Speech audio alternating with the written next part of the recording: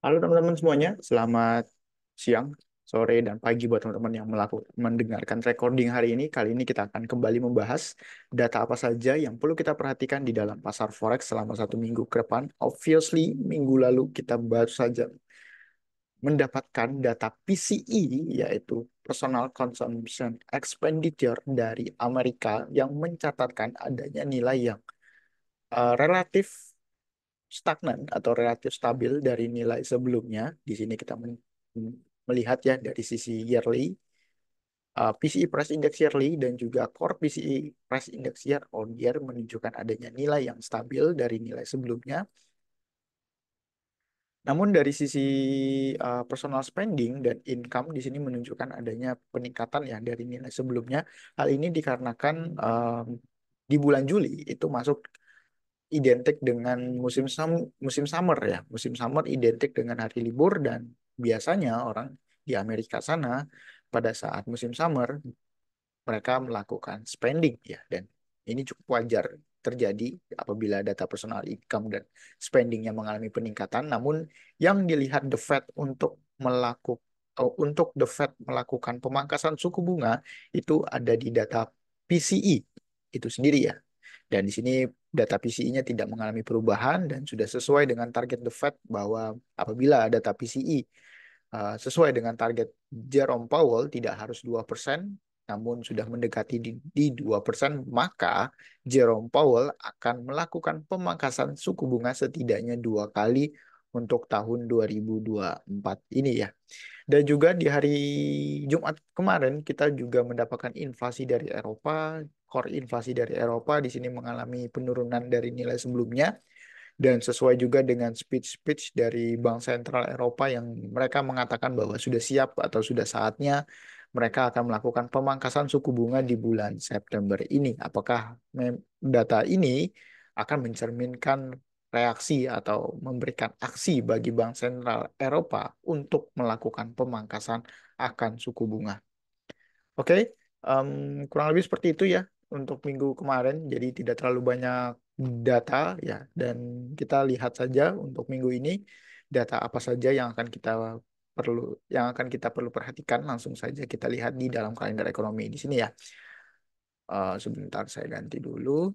Oke, di hari Senin kita tidak banyak data dan juga di hari Senin kemarin juga identik dengan hari libur karena adanya Labor Day di Amerika.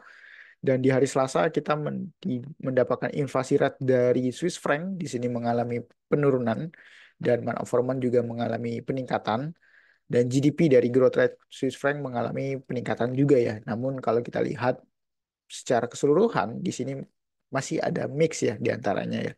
Di sini mengalami penurunan, kemudian quarterly-nya di sini mengalami peningkatan ya, dan growth rate-nya masih mengalami peningkatan.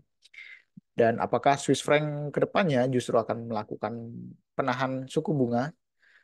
Ya, kita lihat saja nanti untuk ke depannya. Dan juga di hari Selasa akan kita mendapatkan ISM manufaktur di sini mengalami peningkatan, dan juga di hari Rabu GDP dari Australia di sini GDP-nya mengalami peningkatan dari nilai sebelumnya. Di sini revisi dari 0,1 menjadi 0,2 dan aktualnya juga dirilis 0,2 growth rate-nya.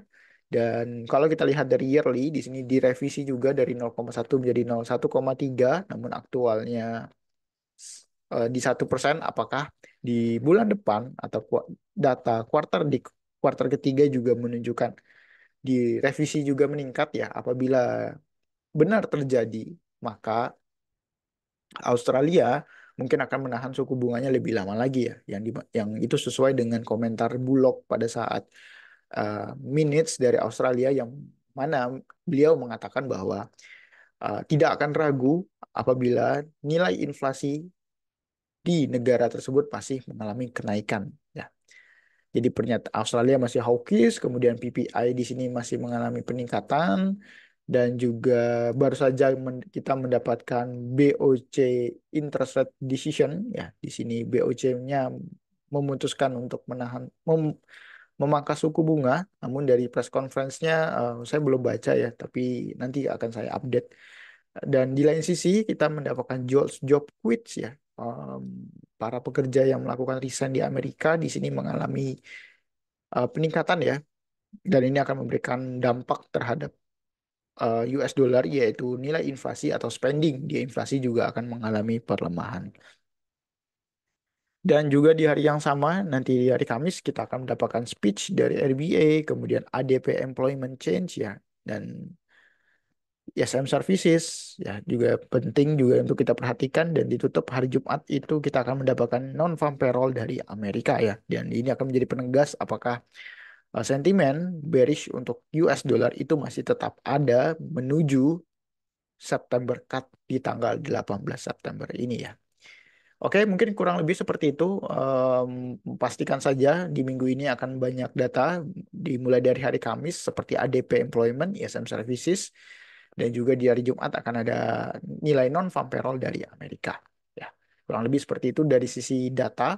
Kalau kita lihat dari sisi headline ya, di sini gubernur dari Jepang, Kazuo Ueda, yang mengatakan bahwa will continue to raise interest rate if the economy and prices perform as expected by DBOJ ya. Jadi gubernurnya sendiri mengatakan sudah, ya, kita akan melakukan kenaikan suku bunga jika nilai inflasi atau ekonomi di Amerika, ekonomi di Jepang mengalami perform yang sesuai dengan ekspektasi dari BOJ, dan di mana ekspektasi dari BOJ adalah jika nilai inflasi masih mengalami peningkatan, maka BOJ akan melakukan kenaikan suku bunganya. Ya. Dan di sini analis dari Morgan Stanley mengatakan bahwa investor are most long New Zealand and GBP. Sementara di investor akan melakukan short terhadap US dollar ya. Jadi ya kita lihat saja ya berdasarkan teknikal seperti apa, mulai dari New Zealand maupun pound sterling ya. Dan untuk saat ini dolar masih mengalami perlemahan ya. Kurang lebih seperti itu berita yang bisa kita sajikan untuk, atau bisa saya share untuk teman-teman semuanya. Mari kita lihat dari sisi teknikal. Kita mulai dari indeks dolar dulu ya. Di sini indeks dolar masih bergerak bearish ya. Kalau kita lihat, meskipun di sini kita lihat sudah membentuk sebuah higher high structure baru, namun kalau kita lihat dari sisi lower high-nya juga belum membuat lower high ya, masih rejection. Meskipun di sini sudah membentuk breakout structure ya, atau break structure. Ya, kita lihat saja ya. Namun kalau misalkan teman-teman memperkirakan gitu kan, kayaknya nih tidak akan terjadi tren lagi deh gitu kan. Saya coba scalping aja atau coba intraday aja. Bisa-bisa aja ya, bisa-bisa aja melakukan hal seperti itu.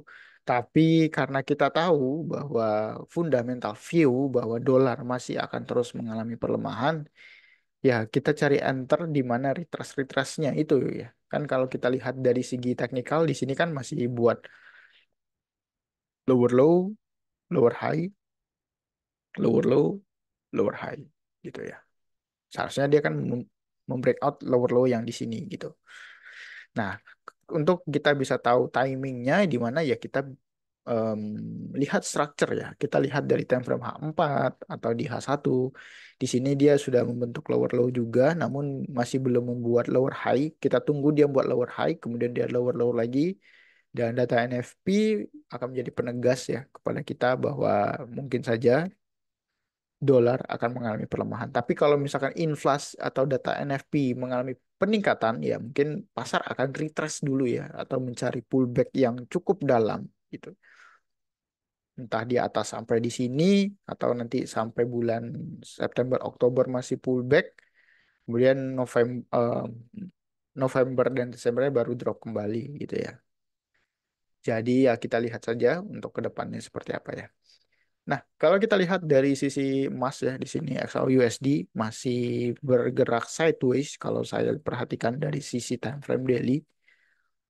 Kalau teman-teman mau melakukan buy posisi, saya tidak menyarankan ya. Kenapa? Karena kalau kita lihat dari sisi support di sini, supportnya ini udah banyak tes ya, atau sudah banyak retrace berkali-kali, reject berkali-kali. Saran saya kalau kondisinya seperti ini sepanjang pengalaman saya, tunggu dia retrace kembali, dia membuat higher high, kemudian dia fresh di sini membuat resistance become support yang fresh, maka kita bisa ambil entry. Tapi kalau keadaannya sudah seperti ini ya, dan ditambah lagi uncertainty terhadap eh,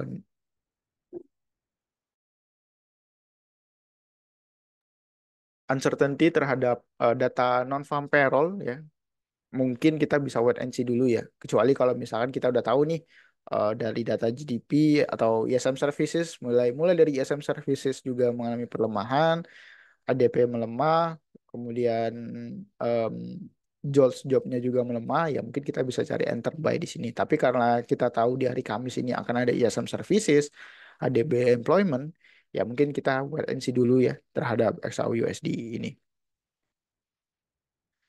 Dan juga kita lihat dari sisi New Zealand USD, ya semuanya masih bergerak pullback ya, pullback dari uptrend. Jadi saran saya sabar dulu saja ya, jangan terlalu tergesa-gesa ya. Teman-teman bisa lihat di sini kita melakukan buy itu kemarin itu di sini pullback gitu kan, bullish, kemudian dia pullback, bullish, pullback gitu ya, bullish, pullback, ranging bullish kembali gitu kan. Jadi 1 banding 1 ini yang kita cari gitu berapa persen gitu kan. Nah sekarang fasenya lagi pullback lagi gitu. Nah kita tunggu katalis apa yang bisa membuat US dollar kembali mengalami pelemahan. Oke, kurang lebih seperti itu. Kalau kita lihat dari UJ, di sini UJ saya seharusnya kita sudah melakukan sell kembali ya. Waktu itu melakukan sell kembali. Mungkin nanti pagi saya akan update ya di mana area pelakukan sellnya. Tapi kalau kita lihat dari segi teknikal, saat ini sudah breakout dari area support di sini di harga 144.990. Saran saya tunggu dulu ya, tunggu dulu. Tunggu dia retest ke atas baru kita mencari sell ya. Oke.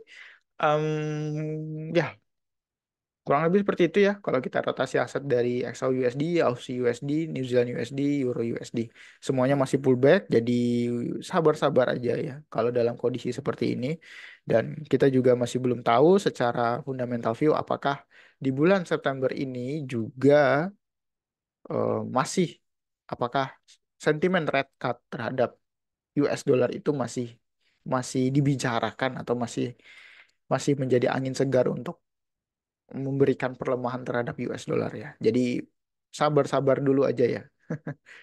Oke, mungkin itu aja yang bisa saya share pada semua teman-teman semuanya. Terima kasih, happy trading and safe trading.